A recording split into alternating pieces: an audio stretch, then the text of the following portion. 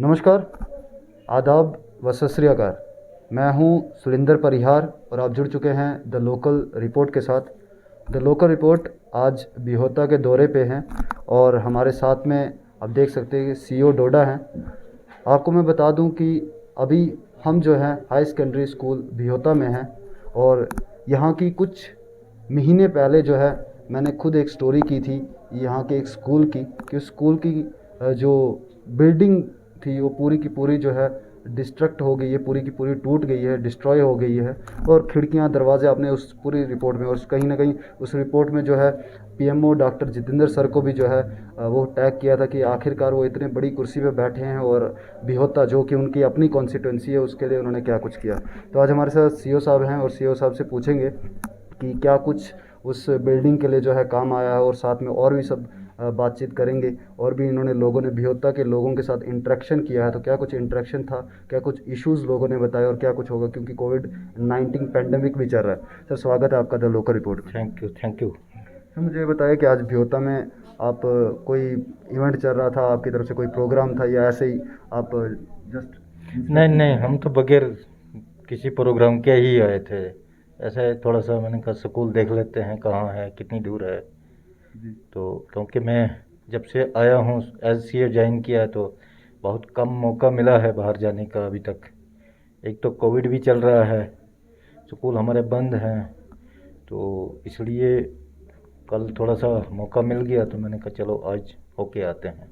Sir कोविड-19 का time रहा तो कोविड-19 के टाइम पे आप जानते हैं कि फ़ोन ही हमारा जो एक जो है ज़रिया रहा कि एजुकेशन उस पे हो। लेकिन आप खुद ही देख रहे हैं कि यहाँ पे नेटवर्क नहीं है, तो किस तरीके से यहाँ के स्टूडेंट जो है वो एजुकेट होंगे इस कोविड-19 पेंडेमिक के टाइम। ये तो मैं कहूँगा हमारी बदकिस्मती है, हम बच्चों को जो देना चाहते हैं नहीं दे पाते हैं, क्योंकि उसमें बहुत सी चीज़ें आ रही हैं बीच में। जैसे अभी मैं देख रहा था, ट्राई कर रहा था, तो मेरा वो फ़ोन भी नहीं लग रहा है। तो इसका मतलब नेटवर्क की यहाँ थोड़ा सा बहुत दिक्कत है। अगर टीचर कुछ पढ़ाना भी चाहे, कुछ देना भी चाहे, तो मुझे लगता है दिक्कत तो होगी। हर घर में दिक्कत होगी, हर बच्चे के साथ दिक्कत होगी। तो मैं यहाँ सजेस्ट करूँगा टीचर्स को भी कि अगर कम कम तादाद में ओपन में अगर वो कम्युनिटी क्लास लें, तो अगर वो थोड़ा सा जो कुछ अभी इस स्टेज पे दे पाते हैं उनको ट्राई करनी चाहिए। जी बिल्कुल, बहुत सारे टीचर ऐसे भी हैं जो पढ़ाना चाहते हैं क्योंकि उनका पैशन ही पढ़ाना है और वो चाहते हैं कि कहीं ना कहीं कोई ऐसा जो बच्चा हो वो जो कहीं ना कहीं किसी स्टेज पे पहुंचे।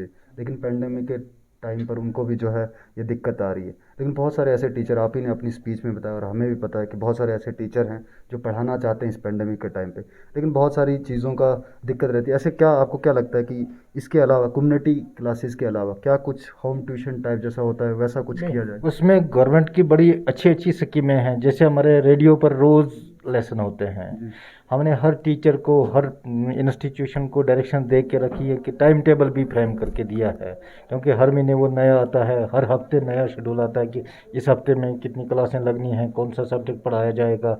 तो वो भी हम शेयर करते हैं। रेडियो तो हर घर में ही तकरीबन हो सकता है। उसके बाद दूरदर्शन के साथ भी जुड़े हुए हैं, उनका भी एक पूरा पैनल आ जाता है कि इस हफ्ते में हमारी ये क्लासें जो है ये लगनी है। तो मैं तो अपील करूँगा, खासकर स्पेशली यहाँ जहाँ मेरा लगता है कि नेटवर्क बहुत प्रॉब्लम है, तो लेकिन वो दूरदर्शन वगैरह जो है टेलीविज़न वो चल रहे हैं, तो बच्चों को मैं सलाह दूंगा कि वो कम से कम उस चीज़ का तो ज़रूर फ़ायदा उठाएं, क्योंकि उसमें बहुत अच्छी अच्छी चीज़ें, अच्छे लेसन पढ़ाए जा रहे हैं। अगर यहाँ नेटवर्क नहीं है, मोबाइल का इस्तेमाल नहीं हो रहा है, ऑनलाइन क्लासें नहीं चल पाती हैं, कम्युनिटी क्लासेस में अगर दिक्कत आती है, तो उसका कम से कम फ़ायदा उठाएं। तो एक चीज़ हमने देखी है कि पेंडेमिक के टाइम पर फ़ोन मेरिट्स भी हैं और उसके डीमेरिट्स भी हैं फ़ोन के। तो डिसएडवांटेजेस और एडवांटेजेस दोनों चीज़ें हमने देखी है कि इसके जो सही चीज़ है वो आप ऑनलाइन कर सकते हो, लेकिन नेगेटिव भी है। कहीं ना कहीं पबजी लोग बच्चे खेल रहे हैं, पबजी पे चिपके रहते हैं और सभी घर वालों का कहना, पेरेंट्स का कहना है कि यार हम तो एजुकेशन के लिए इनको फ़ोन दे रहे हैं और ये देखिए क्या कर रहे हैं। कहीं ना कहीं आपको क्या लगता है वो अगर स्टूडेंट्स देख रहे हैं तो उनको क्या कहेंगे कि अपने फ्यूचर के लिए क्या करें। नहीं, मैं स्पेशली इसमें स्टूडेंट को दोषी नहीं मानता हूँ।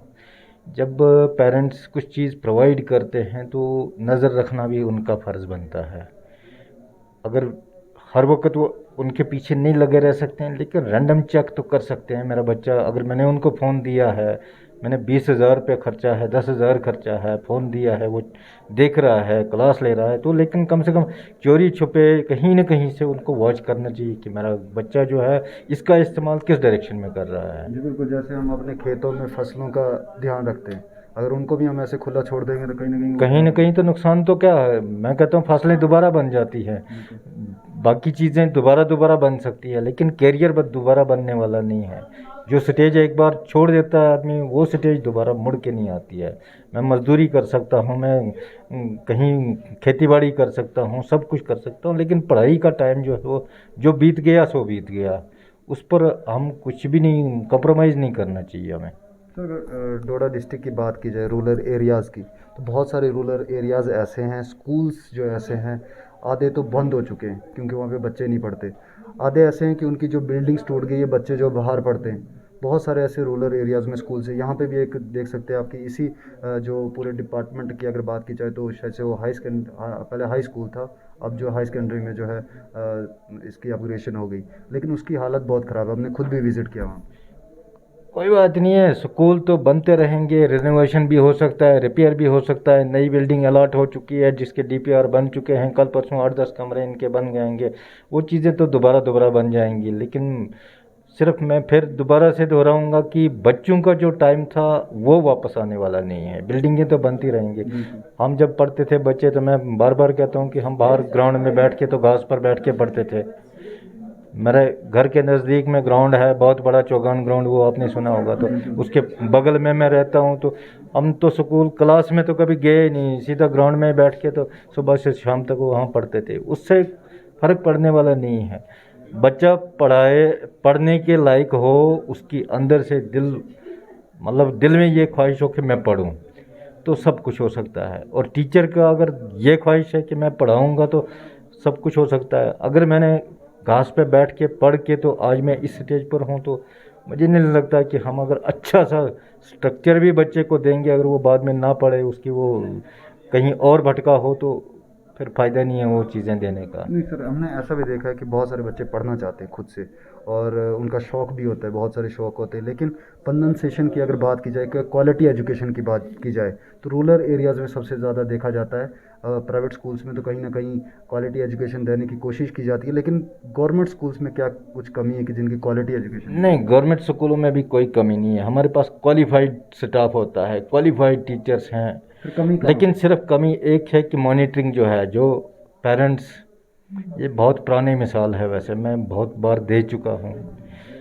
कि जिस घर में माल मवेशी होता है, भेड़ बकरी होती है, तो जब वो माल को कहीं छोड़ देते हैं, उसके बाद शाम को जब वो माल मवेशी घर वापस आता है, तो वो गिनना शुरू हो जाते हैं, मेरे कितनी भेड़ें आई, कितनी बकरियां आई, कितने बैल आ गए वापस। अगर एक भी उनमें होगा तो पूरे घर में थलथली मच जाती है कि हमारी फलाना बैडू जो था वो कहीं रह गया है पीछे। लेकिन यहाँ पर मैं कहूँगा कि पेरेंट्स जो हैं, जहाँ पर लापरवाही करेंगे तो वहाँ बच्चों का करियर जो है वो दांव पर लग जाता है। तो अगर पेरेंट्स अच्छी दिशा में बच्चों को गाइड करें तो सब कुछ पॉसिबल हो सकता है। तो इसी तरह से मैं कहूँगा कि जब वो पेरेंट्स अपने बच्चे को स्कूल भेजते हैं, मैं कहूँगा रोज़ उनके पास टाइम नहीं हो सकता है, हफ्ते में नहीं हो सकता, महीने में नहीं हो सकता, लेकिन 2 महीने के बाद एक चक्कर वो स्कूल का लगाएं, पता करें। वो तो चलो आज कर नहीं सकते हैं, लेकिन मैं कहता हूँ आज से पैंडेमिक से पहले भी हो सकता है। पता करें कि मेरा बच्चा पढ़ रहा है, टीचर से कांटेक्ट करें कि क्या मेरा बच्चा स्कूल आता है, नहीं आता है। तो यहाँ पर मुझे लगता है कि हमारा कम्युनिकेशन जो है गैप है। हर पेरेंट अगर टीचर के पास जाके तो अपने फीडबैक लेगा बच्चे का, तो मुझे लगता है टीचर को भी फिक्र होगी कि नहीं मुझे पढ़ाना चाहिए, मुझे कोई पूछता है। लेकिन वो मैं कहता हूँ कि सीधा लावारिस की तरह भेज देते हैं, फिर वापस आ जाता है। और हर पेरेंट्स का पता नहीं ये ट्रेंड बन गया है या फैशन बन गया है, वो कहते हैं नहीं स्कूल क्या भेजना है, हम ट्यूशन पढ़ाएंगे। या ट्यूशन में भी वही टीचर है, उसी लगन से वही दिलचस्पी से वो उधर पढ़ाता है, स्कूल में भी वैसा ही पढ़ाता है। वही टीचर फिजिक्स का लेसन देगा, वहाँ भी वही लेसन देगा वहाँ। तो स्कूल में पढ़ने में क्या दिक्कत है बच्चे को? कहीं ना कहीं सर वो सरकार सोचते हैं, सरकारी जब चीज़ आ जाती है तो उनको लगता है ये सरकारी है, नहीं, लेकिन कहीं ना कहीं वो हमारी होती है। तो यही हम अपना नहीं मानते हैं, हम कहीं और ढूंढते हैं। जो हमारे अंदर है वो बाहर ढूंढना शुरू हो जाते हैं। तो मैं नहीं कहूँगा कि हमारे सरकारी स्कूलों में क्वालिटी की कोई कमी है, सिर्फ ये है कि उसको चैनलाइज करना है, यूटिलाइज करना है, उन सर्विसेज को हमने लेना है। हैफ्टी अमाउंट जो है आज की डेट में टीचर्स को मिल रहा है, पे अच्छी है, सब कुछ अच्छा है, तो वो देना भी चाहते हैं, ऐसी बात नहीं है। मैंने बहुत अच्छे टीचर भी देखे, अपना तन मन लगाना चाहते हैं, लेकिन आगे लेने वाला बहुत कम कंजूस है। देने वाला कंजूस होता तो मैं नहीं मानता, लेकिन लेने वाला कंजूस है, वो कुछ और ढूंढ रहा है। I am listening your speech during interaction with people of Bihta. आपने एक चीज़ बोली कि टोकरी मेरे पास जो है उसमें वो खाली है, तो मैं कहाँ से दूँ। तो आपको क्या लगता है उस टोकरी को कौन भरेगा और कब भरा जाएगा। नहीं, टोकरी का मेरे कहने का मतलब है जितनी डिमांड्स प्रोजेक्ट होती हैं पब्लिक में, तो ये तो हकीकत है कि मेरे पास तो कुछ है नहीं कि मैं सीधा उन वो तो इन ए फेज मैनर जो है हर डिमांड पूरी होती है, हर चीज़ को आदमी कर सकता है, सॉल्व कर सकता है।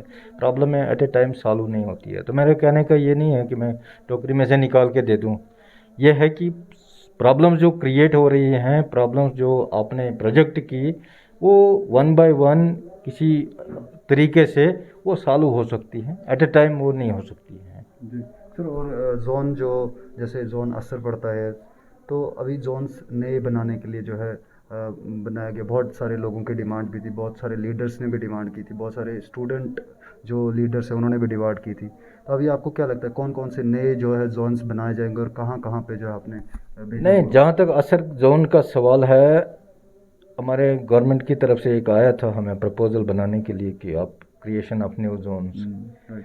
तो उसमें हमने कोशिश की है कि असर के दो हिस्से कर देंगे, हम दो जोन बना देंगे ताकि एक मॉनिटरिंग जो है अच्छी तरह से हो सकते हैं। गुंदना का जोन हो गया, कासीगढ़ वाला जोन हो गया, ये भी बहुत बड़े बड़े जहाँ जोन जहाँ हैं। से हमारी रिप्रेजेंटेशन आई है लोगों की, खैर मैं सेमी लोकल हूँ इस डिस्ट्रिक्ट का, बहुत से इलाके को मैं बहुत अच्छी तरह से भी जानता हूँ। जहाँ जहाँ हमें लगा कि यहाँ डिमांड है तो हमने वो कसर कोई नहीं छोड़ी है, अच्छी तरह से उसको प्लीड किया है। फैसला लेना तो सरकार का काम है, क्या करती है क्या नहीं करती है। हमारी एक हेल्दी अप्रोच जो है उसमें रही है कि अच्छी तरह से प्लीड किया है matter. Thank you very much sir, आपका कीमती समय हमें देने के लिए। नहीं, कोई बात नहीं है, आप टाइम लेते रहें, लेकिन होना चाहिए हमारे पास कभी टाइम, इसलिए मिलते रहें आप, ऐसी बात नहीं है। और अभी मैं सर को देख रहा था क्योंकि सर ने जो है मीटिंग करनी थी और वो इस कारण नहीं हो पाई क्योंकि यहाँ पे नेटवर्क नहीं है। और टेलीकॉम कंपनीज से मैं कहना चाहता हूँ कि आप अपने नेटवर्क्स को जो है पूरे रूरल एरियाज़ में जो है सुधारने की कोशिश है, क्योंकि अभी एजुकेशन भी जो है ऑनलाइन हो रहा है, कुछ भी चीज़ जो है वो डिजिटल हो रही है। तो इसलिए कहीं ना कहीं आप लोग जो है अपना नेटवर्क सिस्टम जो है ठीक कर लो, वरना मुझे लगता है कि शायद से एयरटेल जियो सब कुछ फेंकना पड़ेगा और जो है यूज़ यहाँ पे वही पुराने ज़माने के तरीके से रहना पड़ेगा। तो उनसे रिक्वेस्ट है, एयरटेल या जितनी भी टेलीकॉम कंपनीज है उन सब से रिक्वेस्ट है। तो सर आपका बहुत बहुत शुक्रिया। तो आप बन रहे द लोकल मैं रिपोर्ट। ऐड करना चाहता था थोड़ा सा। जी। मैं आपके माध्यम से सभी जो मीडिया पर्सन्स हैं उनसे एक थोड़ा सा अपील, रिक्वेस्ट, सबमिशन सब कुछ आप मान के चलो कि जहाँ भी कुछ भी करना है तो ठीक है, मैं वेलकम करता हूँ और बहुत अच्छी तरह से वेलकम करता हूँ। जब तक आप लोग हमें क्रिटिसाइज़ नहीं करोगे तो हम ठीक नहीं चलते। लेकिन ये मेरा एक रहेगा कि जहाँ अच्छी चीज़ें भी होती हैं उसको भी ज़्यादा, हमेशा हम उस एंगल से जाएंगे कि ये क्या कर रहा है, इसकी कमज़ोरी क्या है, इसको कहाँ पकड़ेंगे, सिर्फ अगर वही लेके जाएंगे तो वो मुझे नहीं लगता है कि वो एक हेल्दी अप्रोच है हमें। नहीं सर, जहाँ तक मुझे लगता है कि डोडा डिस्ट्रिक्ट के अंदर बात अगर की जाए तो शायद जब कुछ अच्छा हो रहा होता है तब इनवाइट नहीं किया जाता मीडिया को। अगर इनविटेशन हो, खास करके द लोकल रिपोर्ट, हम ज़रूर इनविटेशन में जाते हैं। और आप ही ने खुद ही कह दिया कि हम अगर क्रिटिसाइज़ नहीं करेंगे तो चलेगा भी कैसे। नहीं, मैं क्रिटिसाइज़ को तो, ये तो क्रिटिसिज्म जो है ये तो बहुत और हम एक, क्रिटिसिज्म ही नहीं, वो हकीकत मैं दिखाते वही हैं। कह रहा हूँ कि अगर हम 100 बातें में से 60 चीज़ें अच्छी कर रहे हैं और 40 हमारी थोड़ा सा कहीं गलत हो जाती हैं, और उनमें से ही गलत क्या होता है, कहीं 2 या 3 काम भी गलत होंगे तो वो इतना उछल जाते हैं कि आदमी कहता है यार ये मेरे 60-70 काम किए ही क्यों थे, उनका तो कहीं हिसाब ही नहीं है। मैं थोड़ा सा वहाँ कहता हूँ कि थोड़ा सा आप भी अगर सामने आते हैं अच्छी बात है, आप सलाह भी दे सकते हैं। इनविटेशन आप दीजिए, मैं कहता हूँ हर एक कोई आएगा। तो मोस्ट वेलकम, अब हमें आप जब बुलाइए, भी हम आए। ज़रूर कैप्चर करेंगे उन मोमेंट्स को, क्योंकि हमारा काम सिर्फ बुराई दिखाना नहीं, अच्छाई दिखाना भी है। और आप हमें इनवाइट करें, हम ज़रूर आएंगे। Okay, thank you. Thank you sir, thank you very much. तो आप बने रहे द लोकल रिपोर्ट के साथ, देखते रहे द लोकल रिपोर्ट। दीजिए इजाज़त, नमस्कार।